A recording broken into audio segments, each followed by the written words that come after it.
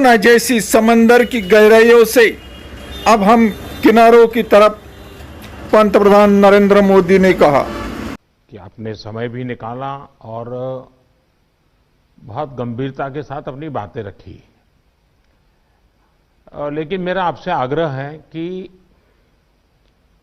अब तक जो कुछ भी चर्चाएं, डिस्कशन हुआ है, उसमें सभी राज्य इन्वॉल्व है, अफसर लेवल पे इन्वॉल्व है, दुनिया के अनुभवों को भी शेयर, लेकिन फिर भी मुख्यमंत्रियों का अपना एक विशेष अनुभव होता है। पब्लिक लाइफ में काम करने वाले लोगों की एक विशेष दृष्टि होती है, क्योंकि इन चीजों को अगर आपके सुझाव मिलेंगे तो मेरा आग्रह है कि आप लिखित में अगर हो सके उतना जल्दी, क्योंकि आज भी कुछ अच्छे मुद्दे उठाए सबने कि ये हो, ये हो, ये हो, इससे भी ज्यादा होंगे। ये अगर मिल जाएंगे तो हमें अपनी स्ट्रेटेजी वर्कआउट करने में सुविधा होगी। और ये कोई किसी पे थोप नहीं सकता है।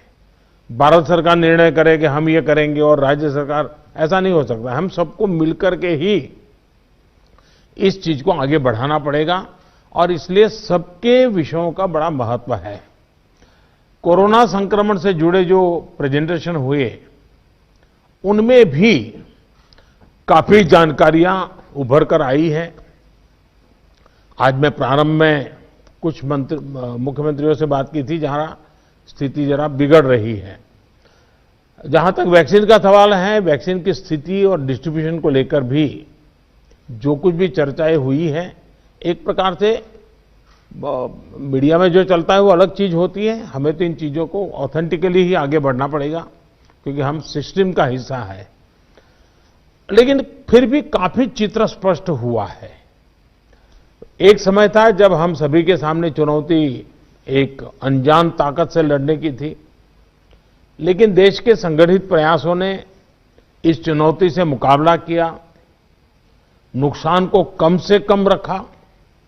आज रिकवरी रेट और फर्टिलिटी रेट दोनों ही मामलों में भारत दुनिया के अधिकतर देशों से बहुत संभली हुई स्थिति में है। हम सभी के अथक प्रयासों से देश में टेस्टिंग से लेकर ट्रीटमेंट का एक बहुत बड़ा नेटवर्क आज काम कर रहा है। इस नेटवर्क का लगातार विस्तार भी किया जा रहा है। पीएम केयर्स के माध्यम से ऑक्सीजन और वेंटिलेटर्स उपलब्ध कराने पर भी विशेष जोर है। कोशिश ये है कि देश के मेडिकल कॉलेज और जिला अस्पतालों को ऑक्सीजन जनरेशन के मामले में सेल्फ सफिशिएंट बनाया जाए। इसलिए अभी 160 से ज्यादा नए ऑक्सीजन प्लांट्स के निर्माण की प्रक्रिया ऑलरेडी शुरू की गई है। पीएम केयर फंड से देश के अलग अलग अस्पतालों को हजारों नए वेंटिलेटर्स मिलने भी सुनिश्चित हुए हैं। वेंटिलेटर्स के लिए पीएम केयर फंड से 2000 करोड़ रुपए ऑलरेडी स्वीकृत किए गए हैं। साथियों, कोरोना के मुकाबले के बीते 8-10 महीने के अनुभवों के बाद देश के पास पर्याप्त डेटा है। कोरोना के मैनेजमेंट को लेकर एक व्यापक अनुभव है। आगे की रणनीति बताते समय हमें बीते कुछ महीनों के दौरान देश के लोगों ने, हमारे समाज ने कैसे रिएक्ट किया है, कैसे रिस्पॉन्ड किया है, मुझे लगता है इसको भी हमें समझना होगा। देखिए, कोरोना के दौरान भारत के लोगों का व्यवहार भी एक तरह से अलग अलग चरणों में रहा है और अलग अलग जगह पे अलग अलग रहा है। जैसे हम मोटा मोटा देखें तो पहला चरण था, बड़ा डर था, खौफ था, किसी को ये समझ नहीं आ रहा था कि उसके साथ क्या हो जाएगा, और पूरी दुनिया का हाल था। हर कोई पैंडेमिक में था, पैंडेमिक के कारण पैनिक में था और उसी हिसाब से हर कोई रिएक्ट कर रहा था। हमने देखा प्रारंभ में आत्महत्या तक की घटनाएं घटी थी। पता चला कोरोना हुआ तो आत्महत्या कर दी। इसके बाद धीरे धीरे धीरे दूसरा चरण आया। दूसरे चरण में लोगों के मन में भय के साथ साथ दूसरों के लिए संदेह भी जुड़ गया। उनको लगा कि भाई इसको कोरोना हो गया मतलब कुछ गंभीर मामला है, दूर भागो। एक प्रकार से घर में से भी नफरत का माहौल बन गया और बीमारी की वजह से समाज में कटने का डर लोगों को लगने लगा। इस कारण कोरोना के बाद कई लोग संक्रमण को छिपाने लगे। उनको लगा कि ये तो बताना नहीं चाहिए, कुछ समाज में मैं कट जाऊंगा। अब उसमें से भी हम धीरे धीरे समझे लोग बाहर आए, तीसरा चरण शुरू हुआ और तीसरे चरण में लोग काफी हद तक संभलने लगे। अब संक्रमण को स्वीकारने के लगे और अनाउंस भी करने लगे, भाई मुझे तकलीफ है, मैं आइसोलेट कर रहा हूं, मैं क्वारंटाइन कर रहा हूं, आप भी करिए। जो एक प्रकार से लोग भी अपने आप से लोगों को समझाने लगे। लेकिन आपने भी देखा होगा कि लोगों में अधिक गंभीरता भी आने लगी और हमने देखा कि लोग अलर्ट भी होने लगे। और इस तीसरे चरण के बाद हम चौथे चरण में पहुंचे।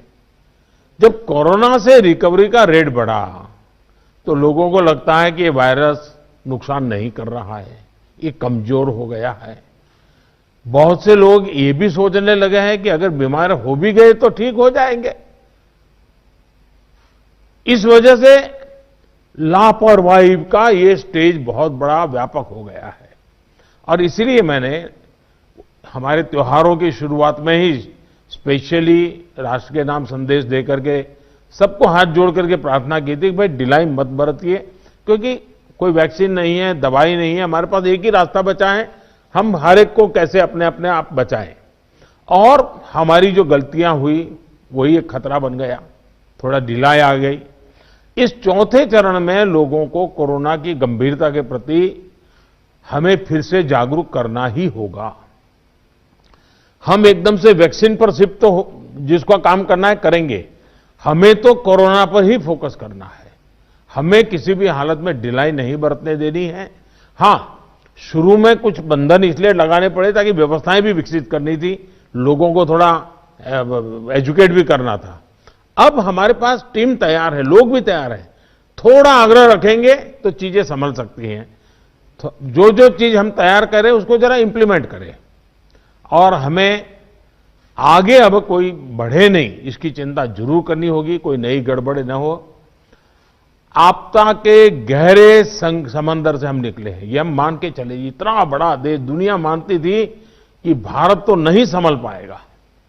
आपदा के गहरे समंदर से हम निकलकर हम किनारे की तरफ बढ़ रहे हैं। हम सभी के साथ वो पुरानी जो एक शेर शायरी चलती है, ऐसा न हो जाए कि हमारी किश्ती भी वहां डूबी जहां पानी कम था। ये स्थिति हमें नहीं आने देनी है। साथियों, आज हम दुनिया भर में देख रहे हैं कि जिन देशों में कोरोना कम हो रहा था, आपको पूरा चार्ट बताया कैसे तेजी से संक्रमण फैल रहा है। हमारे यहां भी कुछ राज्यों में ये ट्रेंड चिंताजनक है ही है। इसलिए हम सभी को, शासन प्रशासन को पहले से भी अधिक जागरूक, अधिक सतर्क रहने की जरूरत है। हमें ट्रांसमिशन को कम करने के लिए अपने प्रयासों को जरा और गति देनी होगी। टेस्टिंग हो, कंफर्मेशन, कॉन्टैक्ट ट्रेसिंग, डेटा, इन सारी जुड़ी किसी भी तरह की कमी को हमें सर्वोच्च प्राथमिकता देते हुए उसको ठीक करना होगा। पॉजिटिविटी रेट को 5% के दायरे में लाना ही होगा। और मैं मानता हूं छोटी छोटी इकाइयों पर कहिए कि भाई 1 क्यों बढ़ा, आधा क्यों बढ़ा, 2 क्यों बढ़ा। हम राज्य के स्केल पर चर्चा करने के बजाय अब जितनी लोकलाइज चर्चा करेंगे शायद हम एड्रेस जल्दी कर पाएंगे। दूसरा, हम सबने अनुभव किया है कि आरटी-पीसीआर टेस्ट का अनुपात बढ़ना चाहिए।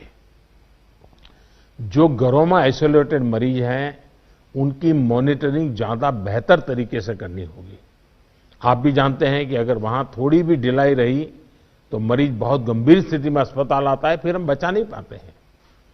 जो गांव है, कम्युनिटी के स्तर पर हेल्थ सेंटर हैं, उनको भी हमें ज्यादा इक्विप करना ही होगा। गांव के आसपास भी इंफ्रास्ट्रक्चर ठीक रहे, ऑक्सीजन की सप्लाई पर्याप्त रहे, ये हमें देखना होगा। हम लोगों का लक्ष्य होना चाहिए कि फैटेलिटी रेट को 1% से भी नीचे लाए।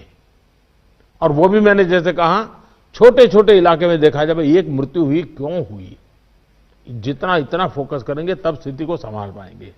और सबसे बड़ी बात, जागरूकता अभियानों में कोई कमी ना आए।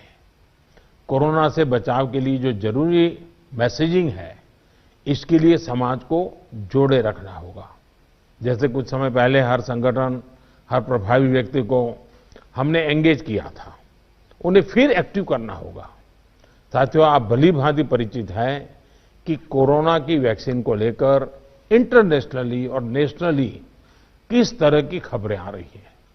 आज दुनिया में भी और देश में भी, जैसा अभी आपको प्रेजेंटेशन में पूरा डिटेल बताया गया, करीब करीब आखिरी दौर पर वैक्सीन के रिसर्च में काम पहुंचा है।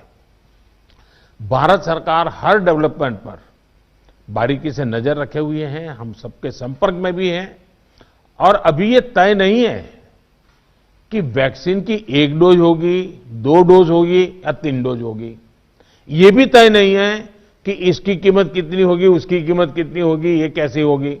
यानी अभी भी इन सारी चीजों के सवालों के जवाब हमारे पास नहीं है, क्योंकि जो इसके बनाने वाले हैं, दुनिया में जिस प्रकार की कॉरपोरेट वर्ल्ड भी है, उनका भी एक कंपटीशन है, दुनिया के देशों के भी अपने अपने डिप्लोमेटिक इंटरेस्ट होते हैं, WHO से भी हमें इंतजार करना पड़ता है। तो हमें ये इन चीजों को वैश्विक संदर्भ में ही आगे बढ़ना पड़ेगा। हम इंडियन डेवलपर्स और मैन्युफैक्चरर के साथ भी हमारी जो भी टीम काम कर रही है पूरी तरह संपर्क में है। इसके अलावा ग्लोबल रेगुलेटर्स, अन्य देशों की गवर्नमेंट्स, मल्टीलेटरल इंस्टीट्यूशंस और साथ ही इंटरनेशनल कंपनीज, सभी के साथ जितना संपर्क बढ़ सके, जितने यानी रियल टाइम कम्युनिकेशन हो, इसके लिए पूरा प्रयास, एक व्यवस्था बनी हुई है। साथियों, कोरोना के खिलाफ अपनी लड़ाई में हमने शुरुआत से ही एक एक देशवासी का जीवन बचाने को सर्वोच्च प्राथमिकता दी है। अब वैक्सीन आने के बाद भी हमारी प्राथमिकता यही होगी कि सभी तक कोरोना की वैक्सीन पहुंचे, उसमें तो कोई विवाद हो ही नहीं सकता है। लेकिन कोरोना की वैक्सीन से जुड़े भारत का अभियान अपने हर नागरिक के लिए एक प्रकार से नेशनल कमिटमेंट की तरह है। इतना बड़ा टीकाकरण अभियान स्मूथ हो, सिस्टमैटिक हो और सस्टेन हो, ये लंबा चलने वाला है।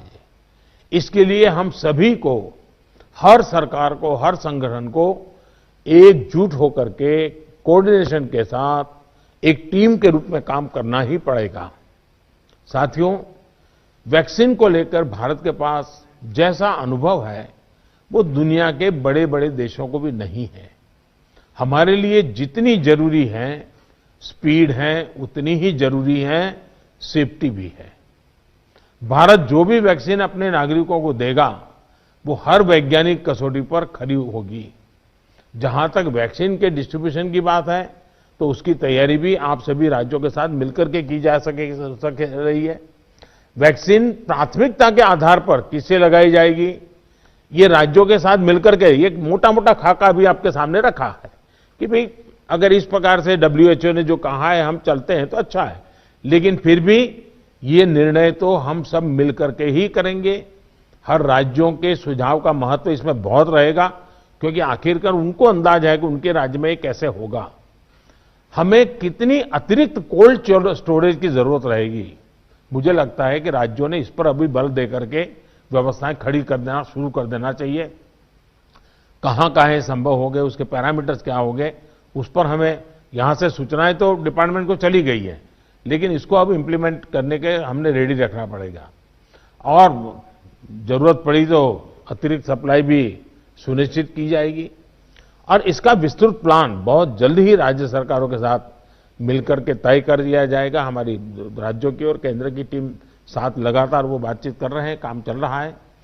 केंद्र सरकार ने राज्यों से कुछ समय पहले आग्रह किया था कि स्टेट लेवल पर एक स्टीयरिंग कमेटी एवं स्टेट और डिस्ट्रिक्ट लेवल पर टास्क फोर्स का, और मैं तो चाहूंगा कि ब्लॉक लेवल तक हम जितना जल्दी ये व्यवस्थाएं खड़ी करेंगे और किसी न किसी एक व्यक्ति को काम देना पड़ेगा। इन कमेटियों की रेगुलर बैठकें हो, उनकी ट्रेनिंग हो, उनकी मॉनिटरिंग हो, और जो ऑनलाइन ट्रेनिंग होती है वो भी शुरू हो। हमें हमारा रोजमर्रा के काम के साथ कोरोना से लड़ते लड़ते भी इस एक व्यवस्था को भी विकसित तुरंत करना पड़ेगा, ये मेरा आग्रह रहेगा। जो कुछ सवाल आपने कहे हैं, कौन सी वैक्सीन कितनी कीमत में आएगी, ये भी तय नहीं है।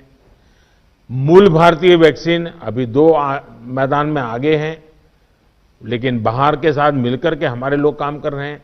दुनिया में जो वैक्सीन बन रही हैं, वे भी मैन्युफैक्चरिंग के लिए भारत को के लोगों के साथ ही बात कर रहे हैं, कंपनियों के साथ।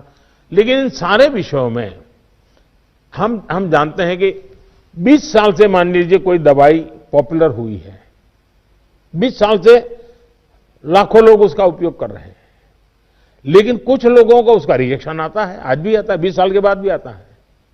तो ऐसा इसमें भी संभव है। निर्णय वैज्ञानिक तराजू पर ही तोला जाना चाहिए। निर्णय उसकी जो अथॉरिटीज हैं, उन अथॉरिटीज के सर्टिफाइड व्यवस्था से ही होनी चाहिए।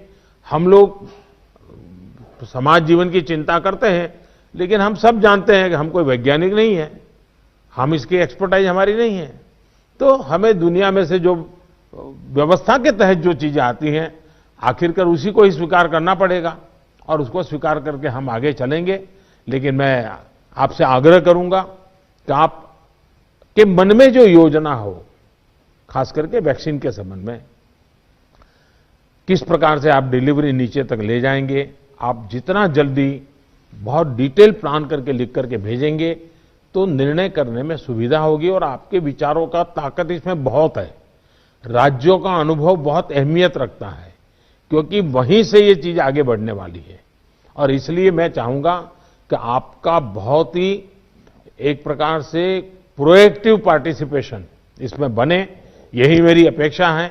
लेकिन मैंने पहले ही कहा, वैक्सीन अपनी जगह पे है, वो काम होना है, करेंगे, लेकिन कोरोना की लड़ाई जरा भी ढीली नहीं पड़नी चाहिए, थोड़ा सा भी ढिलास नहीं आनी चाहिए। यही मेरी आप सबसे रिक्वेस्ट है। आज मेरी तमिलनाडु और पुडुचेरी के मुख्यमंत्रियों से बात करने का मुझे अवसर मिला। आंध्र से मैं फोन नहीं कर पाया था सुबह। एक साइक्लोन हमारे पूर्वी तट पे एक्टिव हुआ है, वो कल शायद तमिलनाडु, पुडुचेरी और आंध्र का कुछ हिस्सा वहां पर आगे बढ़ रहा है। और सारी भारत सरकार की टीमें बहुत एक्टिव हैं, सब लोग गए हैं। मैंने आज 2 आदरणीय मुख्यमंत्री जी से बात की थी, आंध्र के मुख्यमंत्री जी से अभी इसके बाद बात करूंगा। लेकिन सबके लिए पूरी तरह भारत सरकार और राज्य सरकारें मिल करके, और पहला काम खाली करवाना, लोगों को बचाना, इस पर हमारा जोर रहे। फिर एक बार मैं आप सबका बहुत आभारी हूं, आप सबने समय निकाला। लेकिन मैं आग्रह करूंगा कि आप जल्दी से मुझे कुछ न कुछ जानकारियां भेजिए। धन्यवाद। भगिनींनो व बांधवांनो, अशाच प्रकारच्या महत्त्वपूर्ण न्यूज पाहण्यासाठी या चॅनलला लाईक करा, शेअर करा व सबस्क्राईब करा. धन्यवाद.